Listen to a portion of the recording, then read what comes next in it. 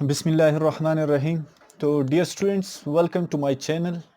आज हम डिस्कस करेंगे जो नेम्ड रिएक्शन है उसका दूसरा रिएक्शन, जिसको हम कहते हैं वॉल्फ-किश्नर रिडक्शन।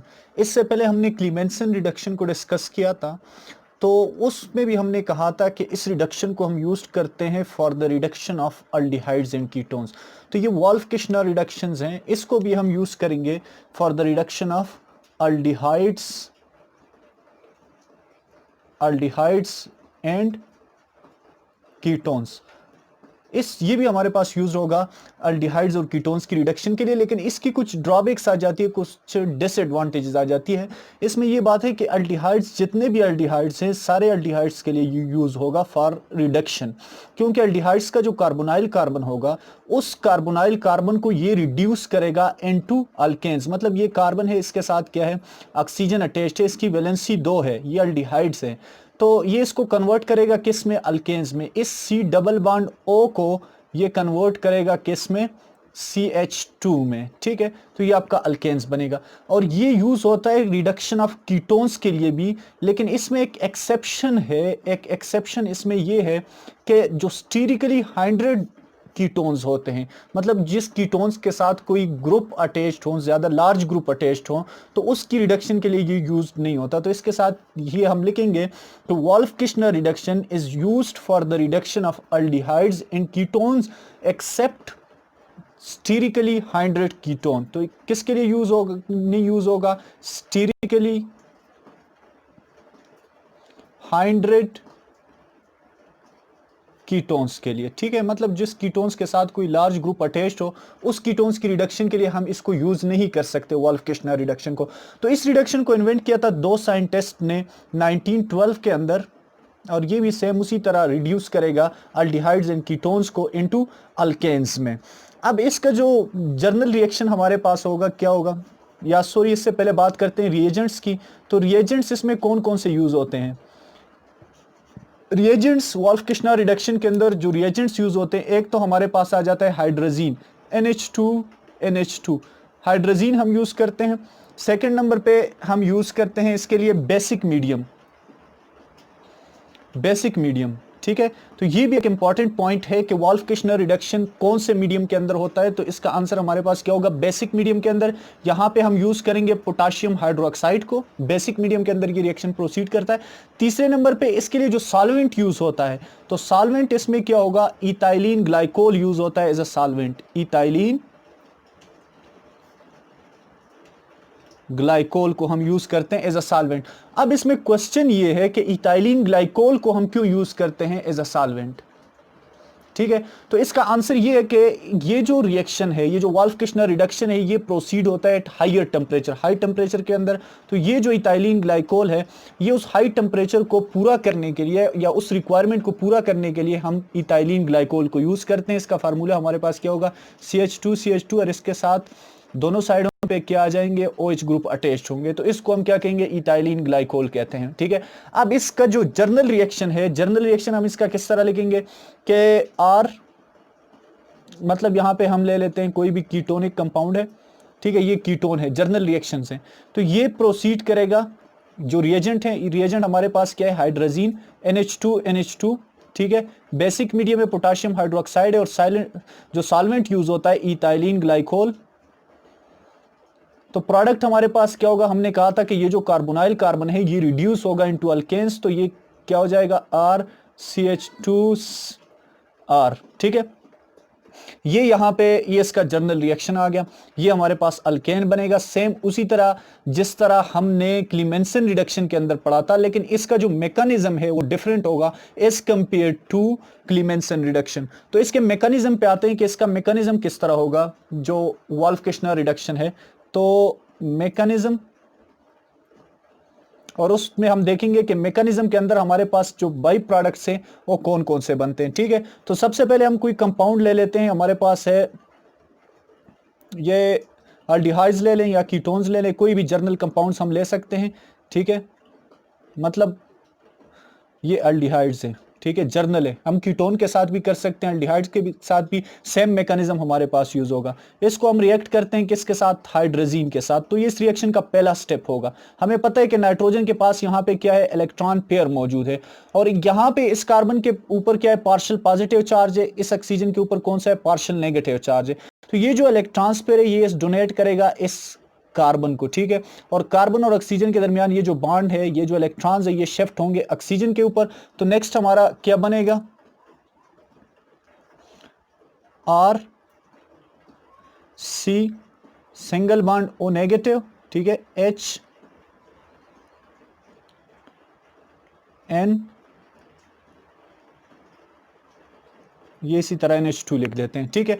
अब यहाँ पे देख ले कि ये जो नाइट्रोजन है, इस नाइट्रोजन वैसे ये 3 बांड बनाता है, लेकिन यहाँ पे इसने 4 बांड बनाए हुए हैं, तो इसके ऊपर क्या होगा, पॉजिटिव चार्ज होगा। इसने अपना इलेक्ट्रॉन पेयर डोनेट किया है, ठीक है। तो अब क्या होगा कि ये जो ऑक्सीजन है इसके ऊपर नेगेटिव चार्ज है। ये इस रिएक्शन का क्या हो गया, स्टेप 1 हो गया, फर्स्ट स्टेप आ गया इस रिएक्शन का, स्टेप 1, ठीक है। अब स्टेप 2 के अंदर क्या होगा कि ये जो ऑक्सीजन है जिसके पास इलेक्ट्रॉन पेयर है, ये क्या करेगा कि ये अपने इलेक्ट्रॉन पेयर को यूज करके यहां से इस हाइड्रोजन के ऊपर अटैक करेगा और यहां से इस प्रोटॉन को ले लेगा। क्योंकि यहां पे नाइट्रोजन की इलेक्ट्रोनेगेटिविटी ज्यादा है, तो ये जो इलेक्ट्रॉन पेयर है ये पूरा इस नाइट्रोजन के ऊपर शिफ्ट हो जाएगा, ठीक है। तो जब ये नाइट्रोजन के ऊपर शिफ्ट होगा तो नेक्स्ट प्रोडक्ट हमारा क्या बनेगा, RCOH, ये वाला H अपनी जगह पे, NH और NH2, ठीक है।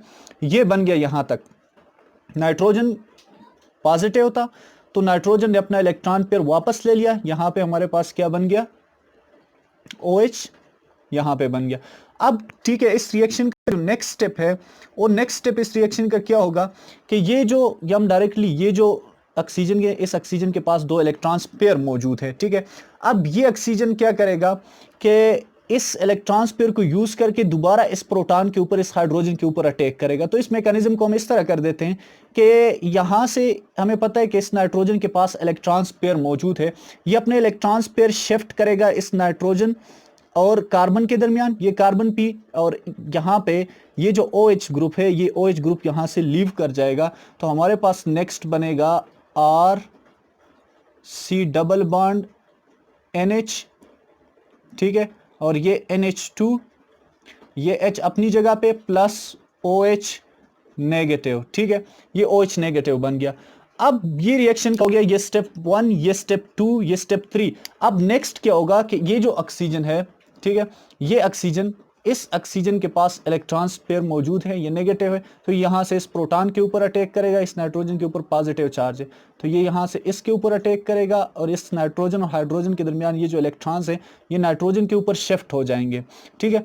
तो नेक्स्ट हमारा प्रोडक्ट क्या बनेगा, यहाँ पे नेक्स्ट दूसरे पेज पे करेंगे, तो नेक्स्ट प्रोडक्ट हमारा क्या बनेगा, नेक्स्ट बन जाएगा यहाँ पे R, ठीक है, C double bond N single bond NH2 H plus H2O, यहां पे बन गया water as a byproduct, ठीक है। वाटर यहां पे बन जाता है बाई प्रोडक्ट के तौर पे। ये जो कंपाउंड हमारे पास बना है ये वाला, इसको हम नाम दे देते हैं हाइड्राजोन का। क्या था, हाइड्राजोन। हमने हाइड्रोजीन से क्या बना दिया, हाइड्राजोन बना दिया, ठीक है। अब नेक्स्ट स्टेप क्या होगा कि हमने कहा था कि इस रिएक्शन, ये रिएक्शन प्रोसीड करता है बेसिक मीडियम के अंदर, तो यहां पे हम यूज करेंगे पोटाशियम हाइड्रोक्साइड को, ठीक है। यहां पे हम यूज करेंगे किसको, पोटाशियम हाइड्रोक्साइड को, KOH को। तो हमें पता है कि बेसिक मीडियम है तो इसके अंदर OH नेगेटिव आयंस मौजूद होंगे, तो वो OH नेगेटिव आयंस क्या करेंगे कि वो OH नेगेटिव आयंस इस हाइड्रोजन, ये जो नाइट्रोजन के पास हाइड्रोजन मौजूद है, दो इसको ओपन फॉर्म में लिख देते हैं, एक हाइड्रोजन ये है, दूसरा हाइड्रोजन ये है, ठीक है। अब ये OH नेगेटिव क्या करेगा, मतलब ये OH नेगेटिव हमने इससे ले लिया KOH से, ये इस हाइड्रोजन के ऊपर अटैक करेगा। हाइड्रोजन और नाइट्रोजन के दरमियान ये जो इलेक्ट्रॉन्स हैं ये नाइट्रोजन के दरमियान शिफ्ट होंगे, ठीक है। और यहाँ पे नाइट्रोजन और कार्बन के दरमियान जो इलेक्ट्रॉन्स हैं ये कार्बन के ऊपर शिफ्ट हो जाएंगे। तो हमारा नेक्स्ट क्या बनेगा, सी नेगेटिव बन गया क्योंकि वो इलेक्ट्रॉन्स के ऊपर शिफ्ट हो गए, सिंगल बॉन्ड नाइट्रोजन आ गया, ठीक है, डबल बॉन्ड नाइट्रोजन साथ में हाइड्रोजन आ गया। अब यहाँ पे हमारा बना कार्ब एनाइन, ये क्या बन गया, ये वाला कंपाउंड, इसको हम कहते हैं कार्ब एनाइन बन गया, कार्बन के ऊपर नेगेटिव चार्ज आ गया। अब इस रिएक्शन के अंदर जो है H पॉजिटिव मौजूद होगा, वाटर से हम H पॉजिटिव लेंगे तो यहाँ पे H पॉजिटिव आएगा, किससे आएगा, वाटर से, तो ये रिएक्ट करेगा इसके ऊपर, तो यहाँ बन जाएगा RCH N double bond NH, ठीक है, ये यहाँ पे हमारा प्रोडक्ट बन गया। अब नेक्स्ट हमें पता है कि हम यहाँ पे यूज करें बेसिक मीडियम, तो अगेन हम हाइड्रोक्साइल, जो हाइड्रोक्सल आयन है उसको यूज करेंगे, OH नेगेटिव को, और OH नेगेटिव यहाँ पे सबसे जो लूजली हेल्ड प्रोटॉन होगा, लूजली हेल्ड हाइड्रोजन होगा, उसके ऊपर अटैक करेगा। तो यहाँ पे देख ले हाइड्रोजन, कार्बन हाइड्रोजन है, ये वाला है, इसकी तो इलेक्ट्रोनेगेटिविटी डिफरेंस ऑलमोस्ट सेम है, तो ये लूजली हेल्ड नहीं है। यहाँ पे इस नाइट्रोजन और हाइड्रोजन है, तो ये हाइड्रोजन लूजली हेल्ड है, तो ये इसके ऊपर अटैक करेगा। तो जो ये इसके ऊपर अटैक करेगा, इन दोनों के दरमियान ये जो इलेक्ट्रॉन्स हैं, ये इलेक्ट्रॉन्स नाइट्रोजन के दरमियान शिफ्ट होंगे, ठीक है, और यहाँ से जो ये इस साइड पे शिफ्ट होंगे तो नाइट्रोजन की वैलेंसी पूरी हो जाएगी, ये N2 फॉर्म के अंदर आ जाएगा, तो यहाँ से ये इलेक्ट्रॉन इस कार्बन के ऊपर शिफ्ट होंगे, तो यहाँ क्या होगा कि नाइट्रोजन गैस भी यहाँ पे निकल जाएगी, N2 गैस, ठीक है। तो नेक्स्ट हमारा क्या बन जाएगा, यहाँ पे एक तो आपका ये भी नाइट्रोजन भी बन रहा है, साथ में H2O भी बन रहा है, और हमारे पास बन रहा है RCH और यहाँ पे नेगेटिव, अगेन आपके पास क्या बन रहा है, कार्बेनाइन बन रहा है, ठीक है। तो कार्बेनाइन बन रहा है यहाँ पे, फिर दोबारा हम H पॉजिटिव को यूज करेंगे वाटर का, तो हमारा नेक्स्ट बन जाएगा, ये नेगेटिव इसके ऊपर अटैक करेगा, तो बन जाएगा H, ये वाला H अपनी जगह पे H। तो यहाँ पे देख ले हमने स्टार्ट किससे किया था, स्टार्ट हमने किया था इस कंपाउंड से, RC डबल बॉन्ड OH से, और प्रोडक्ट हमारा क्या बना, प्रोडक्ट हमारा बना RCH2H, मतलब RCH3 बन गया, ठीक है। तो मतलब अगर हमने ये अल्डिहाइड्स में रिएक्ट करना था, ये हमारा कंपाउंड है इथेनॉल हम इसको कहते हैं, तो इससे हमारे पास क्या बनता, ईथेन बन जाता, ठीक है। इसको हम कहते हैं वोल्फ-किश्नर रिडक्शन कहते हैं। या अगर हमारे पास कोई कंपाउंड्स हो जिसको हम कहते हैं एसीटोफिनोन, ठीक है, एसीटोफिनोन, अब इसकी हम रिडक्शन करेंगे, अगर कोई कहे कि इसकी रिडक्शन किस तरह होगी, और हमारे पास रिएजेंट यूज होंगे इसके अंदर, जिस तरह हमें पता है हाइड्रोजीन यूज होता है NH2 ये कोई लेके, और साथ में सॉल्वेंट लेके इथाइलिन ग्लाइकोल, और बेसिक मीडियम हो, ठीक है। तो प्रोडक्ट क्या बनेगा, तो प्रोडक्ट सेम बनेगा, यही बेंजीन अपनी जगह पे, ये जो कार्बोनाइल कार्बन ये कन्वर्ट होगा CH2 में, साथ में दूसरा H, तो ये CH3 बन जाएगा, ये मिथाइल बेंजीन बन जाएगा, ठीक है। तो ये इसको हम कहते हैं वोल्फ-किश्नर रिडक्शन। अब ये रिडक्शन जो है, इसके 3 हमारे पास डिसएडवांटेजेस आ जाती है। पहले नंबर पे तो ये है कि ये डिसएडवांटेजेस इसकी क्या आएगी, डिसएडवांटेजेस, तो डिसएडवांटेजेस में ये है कि पहली बात इस रिएक्शन की कि ये इस रिएक्शन को प्रोसीड करने के लिए हाई टेम्परेचर रिक्वायर्ड होता है। तो फिर हम क्या कहेंगे, इसके साथ यहाँ पे लिख देते हैं, इसको क्या होता है, रिक्वायर्स हाई टेम्परेचर, ठीक है, ये रिएक्शन हाई टेम्परेचर के ऊपर प्रोसीड होता है। दूसरे नंबर पे कि ये यूज होता है for the reduction of ketone, but इसमें एक्सेप्शंस ये है कि ये स्टीरिकली हाइड्रेट कीटोन्स जो है उसकी रिडक्शन के लिए नहीं यूज होता। तो इसके साथ हम लिखेंगे not used for sterically hydrate ketone, ठीक है, स्टीरिकली हाइड्रेट कीटोन्स की रिडक्शन के लिए नहीं यूज होता। और तीसरे नंबर पे सम टाइम जो है डिजायर्ड प्रोडक्ट जो होता है वो ऑब्टेन नहीं होता, जो बॉन्ड से, यहाँ पे ये कार्बोनाइल कार्बन है, तो सम टाइम ये बॉन्ड जो है इसकी शिफ्टिंग दूसरी हो जाती है अल्केन चेन के अंदर, तो अल्कीन्स बन जाता है, ठीक है। तो इसमें हम क्या करते हैं कि desired product some time, desired product is not obtained, every time नहीं, some time desired product is not obtained। तो ये हमारा आज का टॉपिक था जिसको हम कहते हैं वोल्फ-किश्नर रिडक्शन। होप आप लोगों को टॉपिक समझ आया होगा। तो इस टॉपिक के हवाले से अगर कोई क्वेश्चन हो तो प्लीज़ कमेंट सेक्शन के अंदर कीजिएगा, और चैनल को सब्सक्राइब कीजिए, लाइक कीजिए, और वीडियो को शेयर कीजिए। Thank you very much.